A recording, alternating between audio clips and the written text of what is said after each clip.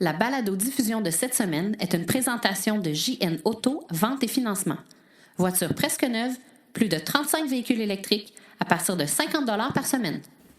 IKEA accélère son tournant vers les voitures électriques. Changement de garde à la VEC, direction de l'Estrie avec un nouveau directeur régional. Le circuit électrique fête l'installation de sa 1000e borne de recharge. Ford fait migrer le tiers de son budget de recherche et développement vers les voitures électriques. 5 kWh et une seule charge, est-ce assez pour faire la distance entre Montréal et Québec? À Voiture électrique 101, pourquoi avons-nous des plaques vertes? Les événements à venir dans les prochaines semaines. Tout ça et bien plus encore dans ce 19e épisode de la balado-diffusion Silence, on roule.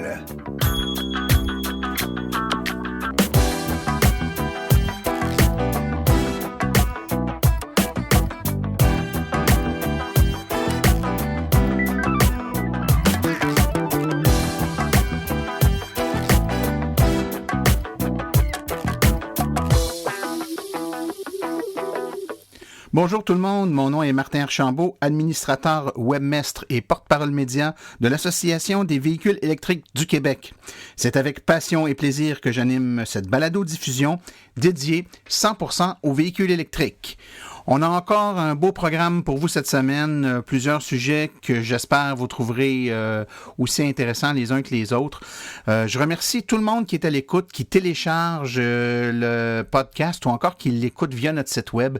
Je vous rappelle que la meilleure façon de l'écouter, c'est de vous abonner avec votre téléphone intelligent ou votre tablette, que ce soit sur les iPhones, iPad ou appareils Android. Là, il y a des applications pour les podcasts qui s'appellent d'ailleurs Balado pour l'iPhone et l'équivalent là, sur l'Android. Vous vous abonnez à la balado-diffusion Silence, on roule. Toute la procédure est sur notre site web en passant www.aveq.ca/silence. On a une petite procédure sur comment vous abonner si vous n'êtes pas trop familier avec le processus. L'avantage, c'est que dès que la balado est mise en onde, là, moi je le fais tous les vendredis soirs, ben, elle va être poussée automatiquement sur votre appareil. Vous n'avez rien à faire. Vous allez être avisé là, absolument sur votre icône de l'application pour écouter vos balados. Vous allez avoir un petit symbole là, pour vous indiquer qu'une nouvelle balado est disponible pour écoute et vous pourrez l'écouter dès ce moment-là de n'importe où, dans votre voiture, sur la route, au chalet, peu importe. C'est la meilleure façon de le faire, donc je vous conseille de le faire comme ça, mais si vous n'avez pas de téléphone intelligent, vous pouvez aussi écouter nos balados via le site web de l'AVEQ ou encore sur tous les grands sites comme Balado Québec, RZO, etc. Donc, on est diffusé là, sur tous les grands sites de balado-diffusion. Si jamais vous avez 2 petites minutes, vous allez sur iTunes. Quand on va sur le iTunes pour être capable de rechercher et d'installer la balado, vous avez la possibilité de noter notre balado. Évidemment, partant du principe que vous aimez ça, donnez-nous 5 étoiles. Pour chaque cote de 5 étoiles, là, on remonte dans le classement des balados les plus écoutés. Et puis, ça nous permet là, à ce moment-là de rejoindre un auditoire plus grand.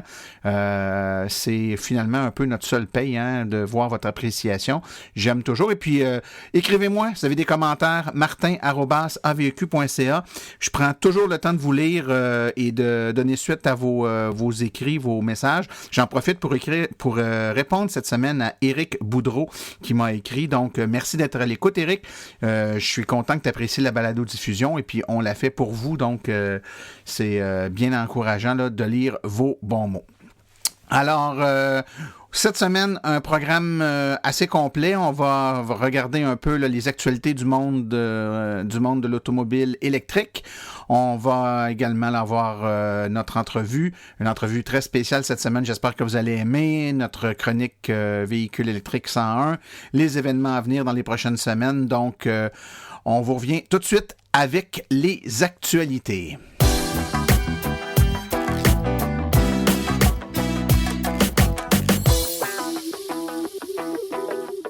Une petite nouvelle qui nous vient de la Suède, mais qui va sûrement nous mettre un sourire dans le visage. Il y a IKEA qui a annoncé qu'elle avait l'intention de rendre sa flotte tout électrique et d'installer des bornes de recharge dans tous ses magasins. Donc, c'est l'ensemble de ces véhicules dédiés au transport, puis l'infrastructure électrique également nécessaire pour être capable de rendre disponible la recharge là, au courant de la prochaine décennie dans plus de 355 magasins dans plus de 30 marchés à travers le monde. Non seulement là, les véhicules d'IKEA dans les grands magasins vont être électrifiés, mais également les véhicules de livraison à domicile qui appartiennent souvent à des tiers devront, devrais-je dire, être électrifiés.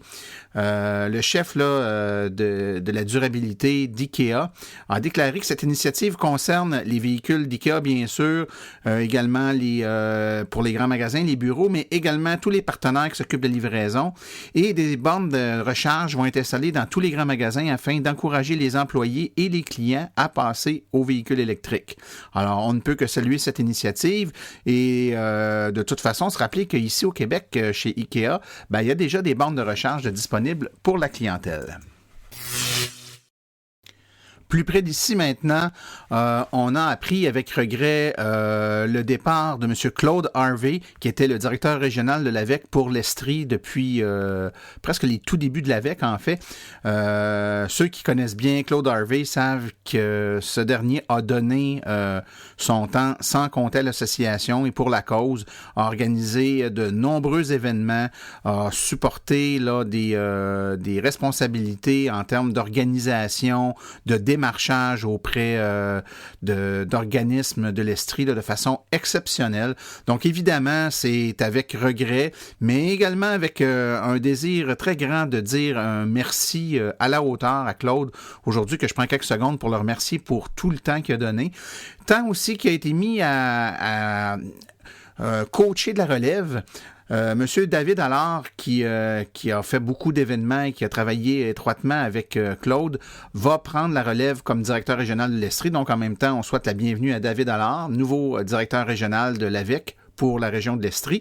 Ceux qui veulent rejoindre David ou en tout cas qui veulent avoir de l'information sur les véhicules électriques ou encore les services qu'on peut offrir dans la grande région de l'Estrie, le courriel, c'est davida, davida, @aveq.ca.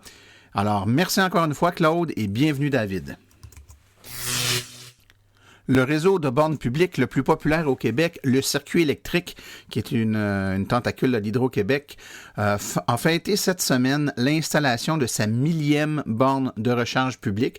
Donc, le circuit compte maintenant plus de 1000 bornes de recharge et ça a été atteint avec l'installation de la borne rapide de Ragno sur la Côte-Nord, en Côte-Nord. Donc, France Lampron était présente lors de l'inauguration. Madame Lampron, c'est la directrice électrification des transports pour Hydro-Québec. Donc, le tout s'est fait là dans la municipalité de Ragno, en présence également du maire, M. Joseph Imbeau. Donc, c'est la première borne rapide de la Côte-Nord qui est située dans le stationnement du bureau de tourisme au 595 de la route 138. Donc, la borne a été installée, la mise en service est prévue pour les prochains jours. Donc, le rythme d'installation des bornes de recharge a été en constante accélération dans les dernières années. On l'a peut-être moins vu parce que souvent, les électromobilistes, on ne regarde que les bornes de recharge rapides, mais il y a eu une intensification des bornes de recharge de niveau 2, entre autres avec une panoplie de bornes de recharge de rue, en tout cas à Montréal. Moi, je travaille là, puis je peux vous dire que ça poussait là sur certaines rues où je passe régulièrement. Il devait s'en installer peut-être 6 ou 8 par semaine. Donc, ça roulait assez vite. Évidemment, les bornes de recharge rapide, il y en a peut-être eu un peu moins que l'année passée, mais quand même, on a commencé à assister là, à un dédoublement de bornes dans des sites très achalandés, entre autres cette semaine à Drummondville, là, sur l'autoroute 20, le site là, qui était très, très, très convoité, où les files d'attente commençaient à s'accumuler, une deuxième borne a été installée pour accélérer le processus là-bas. Donc, c'est bien apprécié. Félicitations au circuit électrique. Continuez votre bon travail et puis l'AVEQ et les électromobilistes vous suivent de près. Hier, Ford a rejoint le groupe des constructeurs automobiles qui ont récemment dévoilé leur plan de transition vers les véhicules électriques. Après avoir confirmé la formation d'une nouvelle équipe interne là, destinée aux véhicules électriques qu'on va appeler Team Edison, on a appris de la bouche du PDG de Ford, Jim Hackett, que Ford s'apprête à transférer le tiers de ses investissements qui étaient destinés aux moteurs à combustion vers les moteurs électriques. Donc, on peut prévoir là, qu'il va y avoir une accélération de la cadence en développement de véhicules électriques du côté de Ford.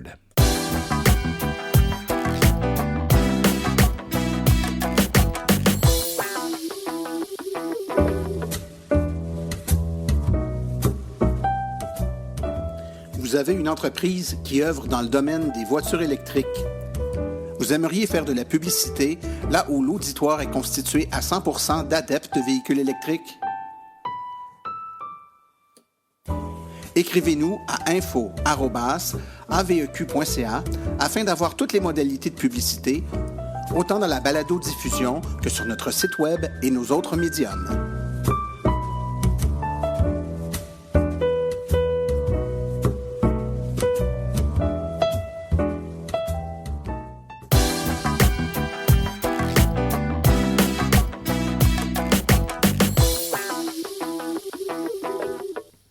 Alors, je suis présentement en compagnie de Viviane Aubin, qui est directrice finance et communication pour le projet Esteban Voitures solaires. Viviane Aubin, bonjour. Bonjour. Écoute, nos auditeurs connaissent peut-être pas, ou probablement pas, je devrais dire, le projet Esteban Voitures solaires. C'est un projet scolaire que vous faites dans le cadre de vos études en génie mécanique. Toi, tu es étudiante finissante au bac en génie mécanique, c'est ça? Exact. À quelle université? Polytechnique Montréal. D'accord. Et le projet Esteban Voitures solaires, qu'est-ce que c'est? Donc, c'est un projet totalement parascolaire, donc c'est totalement à l'extérieur de nos cours. On est un club étudiant qui fabrique une voiture solaire de A à Z, donc on la conçoit et on la fabrique en tant que telle. Et à travers tout ça, on essaye aussi de promouvoir le développement durable auprès de la communauté. D'accord. Donc, c'est un projet, donc c'est pas, il n'y a aucun crédit qui va vous être octroyé pour ce projet-là, là. Non, malheureusement. Et comment vous faites pour financer les matériaux, la recherche, puis tout ce que vous mettez comme investissement dans ce véhicule-là à ce moment-là? On reçoit des commandites importantes de la part de notre école, donc Polytechnique Montréal, mais on fait aussi beaucoup de travail de recherche de commandites. Donc, on essaie d'avoir des commandites autant matérielles que de services que monétaires. Donc, on a aussi certains donateurs, mais donc c'est pas mal ça. On essaie aussi d'avoir des rabais auprès des entreprises qui nous fournissent du matériel. Donc, l'argent, c'est un gros enjeu dans le projet, mais on a des partenariats qui durent depuis plusieurs années. Donc, avec ça, on est capable de fabriquer ce qu'on veut fabriquer. D'accord. Donc, si je comprends bien, donc vous êtes une équipe, c'est une équipe multidisciplinaire? Vous êtes plusieurs étudiants qui travaillent là-dessus? Oui, tout à fait. Donc, la majorité de l'équipe est divisée entre l'équipe mécanique et l'équipe électrique. Donc, évidemment, l'équipe mécanique s'occupe de la mécanique de la voiture, donc tout ce qui est structure, système mécanique comme la suspension, la direction, aussi des éléments de sécurité pour le pilote. Et l'équipe électrique s'occupe évidemment des systèmes électriques de la voiture, autant des panneaux solaires, de la batterie, les moteurs, mais aussi tous les petits systèmes auxiliaires comme les clignotants ou le volant. Donc, après aussi, il y a des personnes qui s'occupent plus de la logistique, des finances et de tout ça, mais les membres touchent souvent à plusieurs dimensions du projet en même temps. D'accord. Et là, on l'a nommé d'entrée de jeu, le projet s'appelle Projet Esteban Voiture solaire. Donc, c'est une voiture solaire.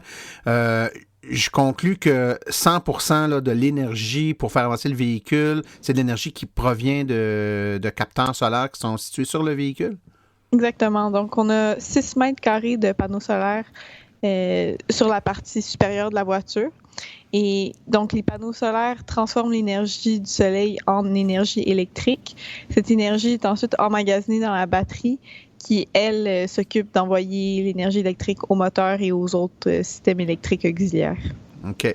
J'ai vu, évidemment, puis ceux qui ont suivi un peu, là, soit via Internet ou les trucs qu'on a publiés sur notre site ou sur le sujet, c'est une voiture concept là, pour le projet. C'est pas une voiture qui ressemble physiquement à une voiture grand public. Donc, c'est plus bas, c'est plus allongé. Cette voiture-là, vous avez le droit de la faire rouler sur les routes du Québec ou vous devez la faire rouler en circuit fermé?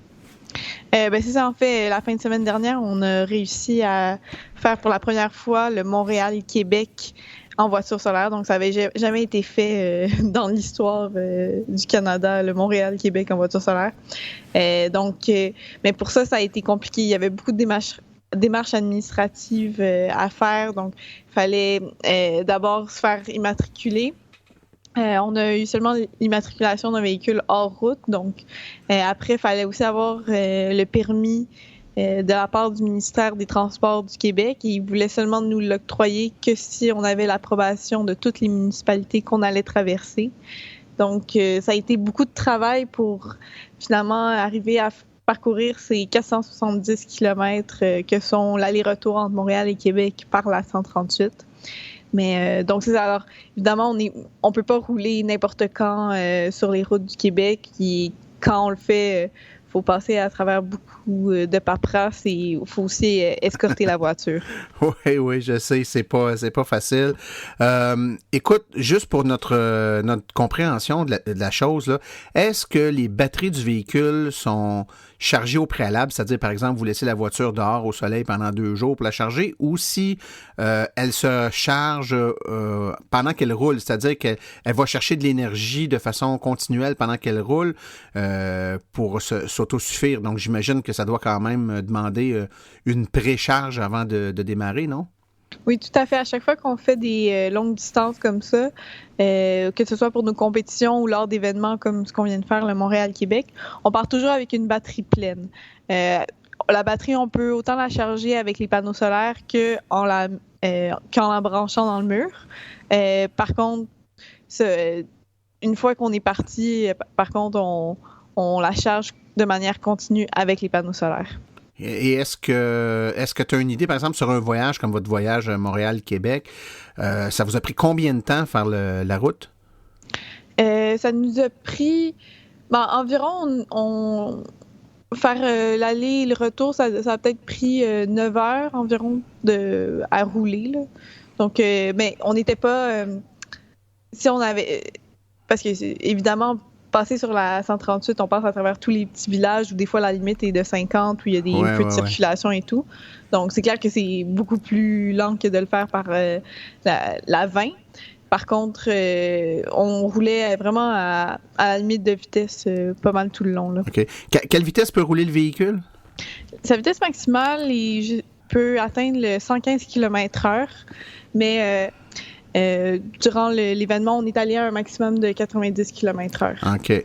Et évidemment, là, nos auditeurs, plusieurs d'entre eux sont déjà des propriétaires de voitures électriques ou des futurs, en tout cas, puis ils se renseignent. On est un peu familier avec la quantité d'énergie que peuvent emmagasiner une batterie de véhicule électrique. Est-ce que tu as la capacité en kilowattheure d'énergie qui est accumulée dans les batteries de votre véhicule? Oui, 5 kWh. 5 kWh. Pour donner une idée, là, ceux qui sont pas familiers, là, une petite voiture électrique, comme par exemple une Nissan Leaf de première génération, c'est à 24 kWh. Les nouvelles générations, c'est 30. Et puis le nouveau modèle qui va sortir, c'est 40. Une Chevrolet Bolt, c'est 60 kWh. Donc, avec 5 kWh, vous me direz pas que vous avez fait Montréal-Québec sans vous recharger, là. Oh oui, on l'a fait. Sérieux? C'est qu'on recharge de manière continue avec les panneaux solaires. Oui, mais quand même. Ouais. C'est très impressionnant. Très impressionnant. C'est-à-dire que vous êtes parti pleinement chargé de Montréal.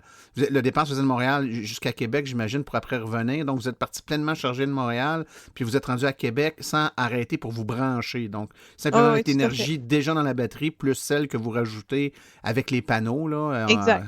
Il faisait beau en fin de semaine, fait que le soleil était là. C'est vraiment... Et quelle est la quantité? As-tu une idée de la quantité d'énergie que vous retournez dans la batterie par les panneaux solaires pendant le voyage? Sais-tu, par exemple, pour chaque 2 kWh que vous dépensez, vous en rajoutez un? Comment ça fonctionne? En fait, la puissance nominale de nos moteurs est à 2 kW. Et avec les panneaux solaires, dans des bonnes conditions, on peut aller chercher jusqu'à... en fait, sur la route, on va jusqu'à 1200, 1500 si vraiment c'est exceptionnel, mais en général, c'est plus autour de 1200 watts. Donc, OK. On décharge plus qu'on charge de manière générale. Par contre, s'il fait super beau puis qu'on reste à un 50 km/h, on peut rester à la même charge durant un bon moment, là. C'est vraiment impressionnant. Vraiment impressionnant. Puis si j'ai donné les chiffres pour les voitures, c'est parce que ça met aussi en parallèle, tu sais, les voitures que nous, on utilise, qui sont des voitures qui sont beaucoup plus pesantes, qui sont pleines de technologies embarquées différentes, là, en fait. Hein, c'est pas du tout... on n'utilise pas nos voitures dans le même but. Là. Votre voiture doit être très légère. Le poids... si on fait abstraction du poids des batteries là, puis du moteur, il ne doit pas rester grand poids dans le véhicule. Non, c'est ça. En fait, toute la structure de la voiture est faite en composite de fibre de carbone, donc c'est très léger. En fait, la voiture sans le pilote a une masse de 212 kg, ce qui est très petit. Mais en fait, c'est ça, c'est que le défi un peu de fabriquer notre voiture solaire, c'est de produire un véhicule dont les pertes énergétiques sont minimisées autant que possible. Parce que justement, avec une aussi petite capacité de batterie, avec une aussi petite puissance, on peut pas se permettre de consommer beaucoup d'énergie. Donc, l'aérodynamisme est optimisé, le poids est minimisé, vraiment dans tous les détails. Et même aussi, une grosse composante, c'est les pneus, donc le frottement au roulement, on essaye aussi de le minimiser. D'accord. Écoutez, un projet comme celui-là, c'est super trippant, c'est ambitieux en même temps, mais est-ce que c'est quelque chose, par exemple, est-ce que même si vous le faites en parascolaire, est-ce que vous compétitionnez contre quelqu'un d'autre, que ce soit d'une autre université ou encore d'une cohorte différente? Donc, par exemple, que le projet aurait eu lieu l'année passée, puis vous essayez de faire mieux que la gang de l'année passée ou que la gang de l'année d'avant, ou c'est vraiment un one-shot deal, vous le faites comme ça pour le plaisir de le faire, mais il n'y a pas de suite ou il n'y a pas de compétition comme telle? Non, au contraire, à chaque année, on participe à une compétition. Et en fait, à tous les 2 ans, la compétition est assez ambitieuse. C'est un rallye de plusieurs milliers de kilomètres sur les routes américaines. Donc, ce que ça représente, ça, en fait, c'est que pendant 8 jours, on va rouler environ 8 heures. Et là, donc, on part les 8 jours avec une batterie pleine et durant les 8 jours, on ne fonctionne qu'à l'énergie solaire. Donc, on ne peut pas recharger la batterie en la branchant dans le mur. Là. C'est vraiment que de l'énergie solaire. Donc, c'est ça le gros défi, en fait, de notre équipe, c'est de pouvoir participer à cette compétition et idéalement de bien se classer. Et on fait aussi parfois des compétitions une fois aux 2 ans. En fait, aussi, ce qu'on fait, c'est une compétition sur circuit fermé. Donc, on va sur un circuit de Formule 1 ou NASCAR. Puis, c'est de faire le plus de tours possible en 3 jours. Super intéressant. En terminant, il y a une question qui me brûle les lèvres. Est-ce que le développement de voitures électriques est quelque chose qui t'intéresse pour ta carrière après tes études ou c'est simplement un trip pour la fin de ton bac? Moi, personnellement, je suis assez conscientisée par l'environnement. Donc, idéalement, j'aurais un emploi dans le domaine des énergies renouvelables, développement durable. Donc, oui, éventuellement, ça serait quelque chose qui m'intéresserait. Mais en fait, toute l'équipe est quand même sensibilisée à cet enjeu-là parce que c'est très agréable de sentir qu'on fait une petite différence, peut-être en montrant que oui, c'est possible de construire des voitures solaires puis de parcourir des centaines, des milliers de kilomètres avec ça. Ouais. En tout cas, c'est vraiment intéressant. On voit le génie québécois à l'œuvre, en tout cas dans toute sa splendeur. Et puis, c'est pas surprenant après ça qu'on voit qu'il y a beaucoup de recherche et développement, beaucoup de trucs qui émanent du Québec et puis d'intérêt aussi, ce qui touche les voitures électriques, mais d'une façon plus large, comme tu l'as très bien dit, là, tout ce qui est énergie renouvelable, conservation d'énergie, énergie propre. Donc, c'est vraiment intéressant. Écoute, Viviane Aubin, directrice finance et communication du projet Esteban Voitures solaires, merci beaucoup pour ton temps. Merci à vous. Merci, au revoir.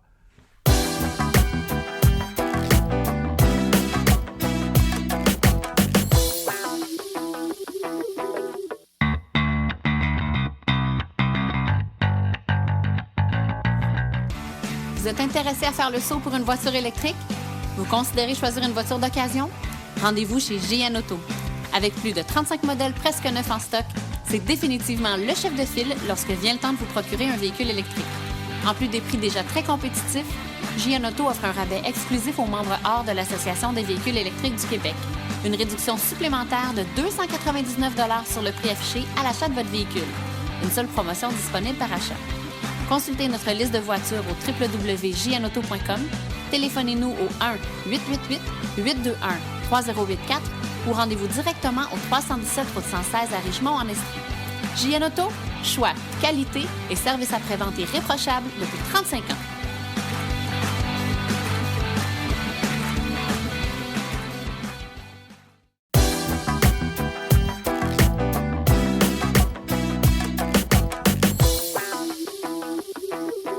Nous voilà rendus au segment Voiture électrique 101, partie de l'émission où les enfants sont invités à nous poser des questions. Et cette semaine, on a une question du petit Émile. Émile, tu as une question pour moi. Oui, j'ai remarqué que sur la plaque d'immatriculation de notre voiture électrique, elle était verte. Mais les voitures à essence, eux, ils sont bleus. Pourquoi? Ah, ben là, écoute, les plaques d'immatriculation des voitures sont historiquement bleues au Québec, là, mais sur les voitures électriques ou encore hybrides branchables, en fait, c'est sur les voitures qu'on peut brancher pour charger. Il a été décidé il y a quelques années que les plaques, qu'on fabriquerait des plaques d'immatriculation qui sont vertes. Pourquoi? Pour distinguer rapidement les voitures qui sont des voitures électriques des voitures qui ne le sont pas. Certains diront que c'est pas évident. Souvent, on le remarque même pas. Évidemment, c'est pas du tout la même couleur, vert et bleu, mais c'est pas des couleurs qui contrastent beaucoup, ce qui fait que si on porte pas attention, souvent, on le sait pas. La plupart des gens, même qui voient des voitures électriques et la regardent, remarquent même pas que la plaque est pas bleue, qu'elle est verte. Par contre, quand on le sait, on peut faire la différence facilement.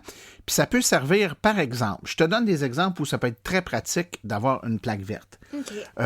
Tu es dans une ville, par exemple, qui donne, pour favoriser le fait que les citoyens de cette ville-là aient des voitures électriques, il y a des villes qui vont permettre, par exemple, de se stationner dans des stationnements réservés pour les voitures électriques, où le stationnement va être gratuit, par exemple. Donc, la ville va passer un règlement qui va dire, à partir de maintenant, les voitures électriques qui sont stationnées ici ne paient pas le stationnement. Mais tu te mets à la place, par exemple, du policier qui donne des contraventions aux gens qui ne sont pas stationnés aux bonnes places. S'il faut qu'à chaque fois qu'il y a une voiture, il fasse le tour de la voiture 3 fois pour s'assurer qu'il y a bel et bien pas de trou pour mettre de l'essence dans l'auto, puis qu'il y a bel et bien une prise pour brancher pour être sûr que c'est une voiture électrique, ça pourrait être longtemps.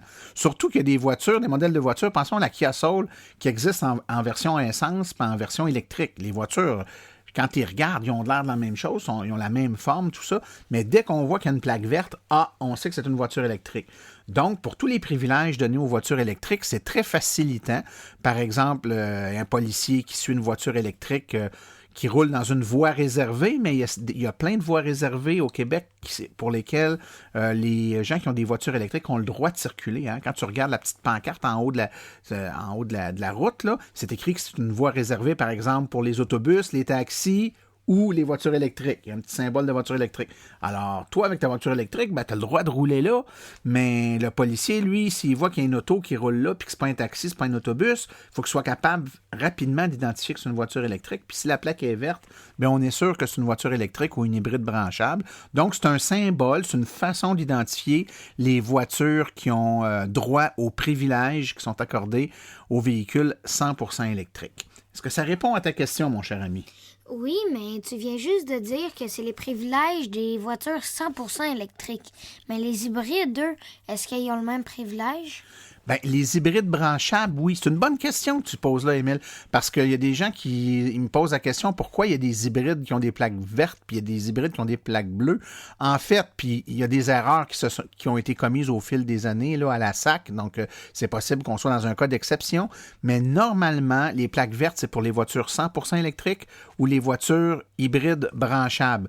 Donc, une voiture hybride, mais qui est branchable, par exemple, une Prius, ou encore, je ne sais pas moi, une C-Max, Ben, c'est des voitures qui sont des hybrides, mais qu'on peut brancher. Donc, ces voitures-là vont avoir une plaque verte. Mais une voiture hybride qui n'est pas branchable, comme les premières Prius, par exemple, ben, ces voitures-là ont des plaques bleues puis n'ont pas les privilèges des voitures électriques. OK. C'est plus clair? Ouais. Ben alors, je te remercie beaucoup. Si, tout comme Émile, vous avez des questions ou encore mieux, votre enfant a des questions, vous prenez votre téléphone, votre iPhone, votre téléphone Android, vous utilisez la petite fonction là, pour enregistrer qu'il y a dedans. Vous enregistrez la question, puis vous m'envoyez le fichier audio par courriel à martin@aveq.ca et il me ferait un grand plaisir de la faire jouer dans le podcast et de répondre à la question. On fait une courte pause et on vous revient tout de suite avec les événements à venir dans les prochaines semaines.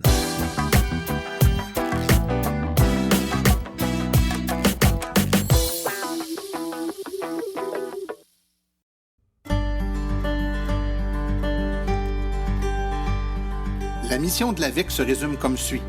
Donner une information neutre et objective aux électromobilistes actuels et futurs, tout en représentant leur intérêt auprès des acteurs du milieu. L'AVEQ se veut aussi un acteur stimulant en matière de politique québécoise en transport électrique avec plusieurs participations à des commissions parlementaires. Elle est également une référence en électromobilité pour de nombreux médias québécois. Ce que vous pouvez faire pour l'AVEQ? Si vous avez une bonne plume, nous recherchons des rédacteurs. Si vous êtes propriétaire de véhicules électriques, participez à nos forums pour partager votre expérience. Vous connaissez un propriétaire de véhicules électriques? Faites-lui connaître notre site. Vous connaissez un vendeur de véhicules électriques? Laissez-lui notre carte d'affaires. Vous voulez installer une borne chez un commerçant ou au travail? Consultez nos guides. Vous voulez vraiment nous faire plaisir? Devenez membre de notre association. Vous voulez devenir partenaire ou annoncer sur notre site? Contactez-nous à info@aveq.ca. L'Association des véhicules électriques du Québec, la référence en électromobilité.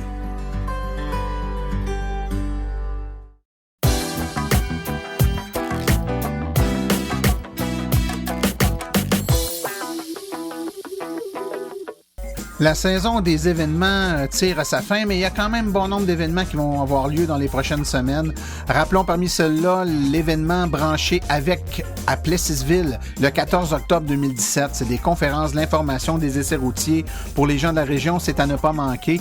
Il y aura également une conférence sur les véhicules électriques donnée par Neil Mathieu, directeur régional de l'AVEQ pour la région de Chaudière-Appalaches. Ça aura lieu le 24 octobre 2017 à 18h30 à la bibliothèque Honorius Provost de Sainte-Marie-de-Beauce. Un autre événement important, les 24 au 26 novembre. Donc, du 24 au 26 novembre, le premier salon du véhicule électrique de Saint-Hyacinthe. C'est au tout nouveau centre des congrès. C'est à ne pas manquer pour les gens de la Montérégie. Il y aura également le salon du véhicule électrique de Montréal, deuxième édition. Lui, c'est du 20 au 22 avril 2018. Encore là, une tonne de véhicules, des conférences, de l'information et des essais routiers.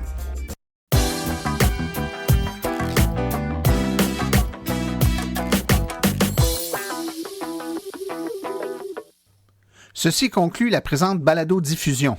L'AVEQ remercie tous les collaborateurs, particulièrement Viviane Aubin et le petit Émile pour leur participation aujourd'hui. La reproduction, la diffusion de l'émission est permise, mais l'Association des véhicules électriques du Québec appréciera en être avisée. Toutes questions concernant l'émission peuvent être envoyées à l'adresse martin@aveq.ca. Pour les informations générales regardant l'électromobilité ou l'association, veuillez plutôt écrire à info@aveq.ca. Pour vous renseigner et avoir tout le contenu et la documentation de l'AVEQ, visitez notre site web au www.aveq.ca.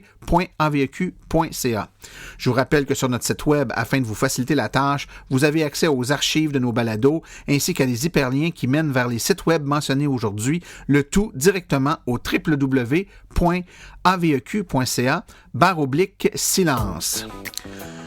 Mon nom est Martin Archambault et d'ici la prochaine balado, j'espère que vous êtes pris la piqûre et duré vous aussi. Silence, on roule!